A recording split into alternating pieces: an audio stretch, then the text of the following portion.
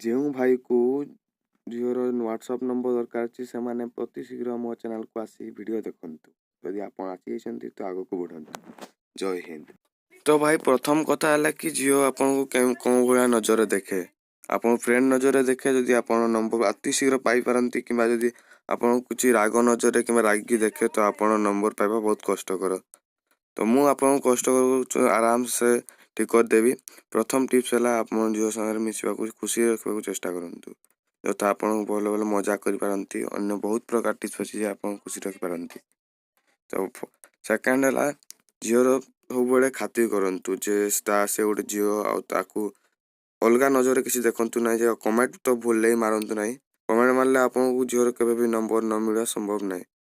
ତ third tip ହେଲା, ତ ପ୍ରଥମେ ଆପଣ ତାଙ୍କର ଯେତେ ସବୁ ସାଙ୍ଗ ଅଛନ୍ତି ତାଙ୍କ ସାଙ୍ଗରେ ମିଶାମିଶି କରନ୍ତୁ। ତାଙ୍କଠୁ ନମ୍ବର ନ ନିଅନ୍ତୁ। ତାଙ୍କଠୁ ନମ୍ବର ନେଲେ ଆପଣଙ୍କ ଇମେଜ୍ ବହୁତ ଖରାପ ହେଇଯାଏ। ଆଉ 4 ନମ୍ବର ହେଉଛି ବେଷ୍ଟ ଟିପ୍ସ। ମୋର ଏଇଟା ବହୁତ କାମ କରେ। ମୋ ସାଙ୍ଗମାନଙ୍କୁ ବହୁତ କହିଛି ଯେ ପ୍ରଥମ ହେଲା କି ସେ ଝିଅର ବ୍ୟାକଗ୍ରାଉଣ୍ଡ କିଛି ବିଷୟ ଜାଣନ୍ତୁ। ସେ ଝିଅ କ'ଣ ଲାଇକ୍ କରେ, କ'ଣ କରିବାକୁ ଭଲ ପାଏ, ଆଉ ତା ସାନ ଭାଇ ବଡ଼ ଭାଇ କେତେ କ'ଣ ଅଛନ୍ତି। ତ ସେ ଯେଉଁ ଜିନିଷଟା ଲାଇକ୍ କରି ଧରନ୍ତୁ, ସେ ଫଟୋଗ୍ରାଫିରେ ଲାଇକ୍ କରେ, ତ ଆପଣ କହିପାରନ୍ତି ଯେ ମୋର ଗୋଟେ ସାଙ୍ଗ ଅଛି ତା ଭଲ ଫଟୋ କ୍ଲିକ୍ କରେ ଓ ଏଡ଼ିଟ୍ ଭଲ କରେ। ତ ଆପଣ ତାକୁ କେମିତି ମୁଁ ତାକୁ ପଚାରେ ଫାଙ୍କା ଅଛି ଆଉ ତୁମକୁ ଜଣେଇଦେବି ଯେ ତୁମେ କେତେବେଳେ ଆସିବ।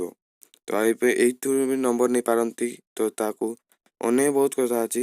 ଯେଥର ତାର ସାନ ଭାଇ ଗୋଟେ ଅଛି, ସେ ତା କ'ଣ ଅଛି ସ୍କୁଲରେ ଆଡ଼ମିସନ୍ ନେଇପାରନ୍ତି। ତ ତୁମର ଗୋଟେ ଘରେ ପାଖରେ ସ୍କୁଲ ଅଛି, ତ ସେଇଠି ଆଡ଼ମିସନ୍ କରିବା ପାଇଁ ଯାଉଛ, ତାକୁ କହିପାର କି ମୋର ସେଇ ଘର ପାଖରେ ଗୋଟେ ସ୍କୁଲ ଅଛି, ତ ସେଠି ମୁଁ କଥାବାର୍ତ୍ତା ହେଇକି ତୁମକୁ ଜଣେଇବି। ତ ତୁମ ହ୍ୱାଟ୍ସଆପ୍ ନମ୍ବର ଫୋନ୍ ନମ୍ବର ଦେଇପାରିବ। ତ ସେ ନିଶ୍ଚୟ ହଁ କହିବ। ସେଥିରୁ ନମ୍ବର ମିଳିପାରେ। ତ ଏଇଟା ତ ରହିଲା। ଆଉ ଗୋଟେ ହେଲା ସେ ଝିଅ ସେଥିରୁ ନଥିଲା। ତ ଭାଇ ଆପଣଙ୍କ ଭିତରେ ତ କିଛି ଟ୍ୟାଲେଣ୍ଟ ତ ଥିବ। ମୁଁ ଜାଣିଛି କି ସେ ଟ୍ୟାଲେଣ୍ଟ ଅଛି ତୁମ ଭିତରେ। ତ ନିଶ୍ଚିନ୍ତ ଟ୍ୟାଲେଣ୍ଟ କିଛି ଥିବ। ତ ଆପଣ ସେ ଟ୍ୟାଲେଣ୍ଟ ବି ଦେଖାଇ ପାରନ୍ତି। ଆପଣ ଯଦି ଆର୍ଟ କରନ୍ତି, ଆର୍ଟିଷ୍ଟ ଥାନ୍ତି, ତା ଆର୍ଟିଷ୍ଟ କରନ୍ତୁ, ତାର ଗୋଟେ ଭଲ ଫଟୋ କରିଦିଅନ୍ତୁ, କିମ୍ବା କୌଣସି ସିମ୍ପଲ୍ ଆର୍ଟିଷ୍ଟ ତ ବହୁତ ପ୍ରକାର ଆର୍ଟିଷ୍ଟ ଥାନ୍ତି।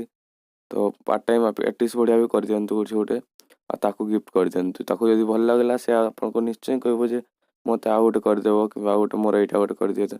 ତ ଆପଣ ସେଥିରୁ ବି ମାଗିପାରନ୍ତୁ ଯେ ହଉ ଠିକ୍ ଅଛି, ମୁଁ କରିସାରିଲା ପରେ ତୁମକୁ ଫୋନ୍ କରି ତୁମେ ଆସିକି ନେଇଯିବ। ତ ସେଥିରୁ ବି ନମ୍ବର ମିଳିପାରେ। ତ ବହୁତ ପ୍ରକାର ଉପାୟ ଅଛି।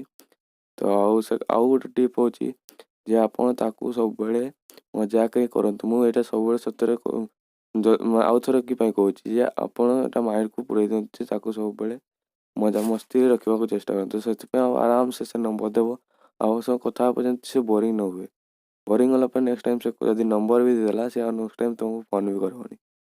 ତ ସେଥିପାଇଁ ଆପଣଙ୍କୁ କହୁଛି ଯେ ସେ ସବୁବେଳେ ନମ୍ବର ପାଇଲା ପରେ ହିଁ ବକବାପା ମତ କର।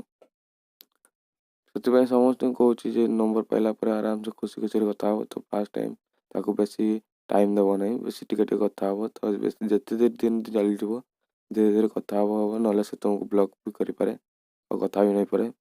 ସବୁବେଳେ ତାକୁ ଖୁସି ମଜାକରେ ରଖିବ। ନିଶ୍ଚିତ ଭାବେ ତୁମ ଆକୃଷ୍ଟ ଦେଖ। ତାପରେ ତୁମ ଟାଇମ୍ ଏମିତି ଆସିବ, ସେ ଫାର୍ଷ୍ଟ ଟାଇମ୍ ତୁମକୁ ଇଗ୍ନୋର କରିପାରେ। ମୁଁ ଏଇଟା ଆଉଥରେ କହୁଛି ଯେ ଫାର୍ଷ୍ଟ ଟାଇମ୍ ସେ ତୁମକୁ ଇଗ୍ନୋର କରିପାରେ। ତୁମେ ସେକେଣ୍ଡ ଟାଇମ୍ ଥାର୍ଡ଼ ଟାଇମ୍ ଏମିତି ଚାଲି ରଖିଥିବ, ସେ ନିଶ୍ଚୟ ତୁମକୁ ନମ୍ବର ଦେବ। ହଉ ତ ଭାଇ, ଆଉ ଏଇ ଗୋଟେ ମେନ୍ କଥା କହିବାକୁ ଭୁଲିଯାଇଥିଲି ଯେ ଏଇ ଟିପ୍ସ ଗୁଡ଼ିକ ଓନ୍ଲି ତୁମ ସାଙ୍ଗମାନଙ୍କୁ ହିଁ ୟୁଜ୍ କରିବ। ଯେଉଁ ସାଙ୍ଗମାନେ ତୁମ ସାଙ୍ଗରେ ପଢ଼ନ୍ତି କିମ୍ବା କଲେଜରେ ସାଙ୍ଗରେ ପଢ଼ନ୍ତି, କୌଣସି ସିନିୟରକୁ ୟୁଜ୍ କରିବ ନାହିଁ, ତ କାମ କରିବନି। ତ ଏହା ଦୟାକରି ଚେଷ୍ଟା କରିବ ଯେ ଯେଉଁ କ୍ଲାସମେଟ୍କୁ ହିଁ ୟୁଜ୍ କରିବ। କ୍ଲାସମେଟ୍କୁ 100% ଗାରଣ୍ଟି ଦେଉଛି ଏଇ ଟିପ୍ସ ଗୁଡ଼ିକ ପୁରାପୁରି କାମ କରିବ। ତ ଆପଣଙ୍କ ଭିଡ଼ିଓ ଟିକେ ବି ଯଦି ଭଲ ଲାଗିଥିବ ଲାଇକ୍ କରିବେ, ସବସ୍କ୍ରାଇବ୍ କରିବେ ପ୍ଲିଜ୍। ଏଇଟା ମୋ ଭିଡ଼ିଓର ଫାଷ୍ଟ ଭିଡ଼ିଓ, ତ ମୁଁ ଟିକେ ନର୍ଭସ୍ ଅଛି। ତ ଆଗକୁ ଫ୍ରେଣ୍ଡ ଚାଲି ରହିବ। ଆପଣ ଆମ ଚ୍ୟାନେଲରେ ଥାଆନ୍ତୁ। ମୁଁ ଆଗକୁ ବହୁତ ଟିପ୍ସ ଜାଣିବି ଆପଣଙ୍କ ପାଇଁ ହେଲ୍ପ କରିବା ପାଇଁ।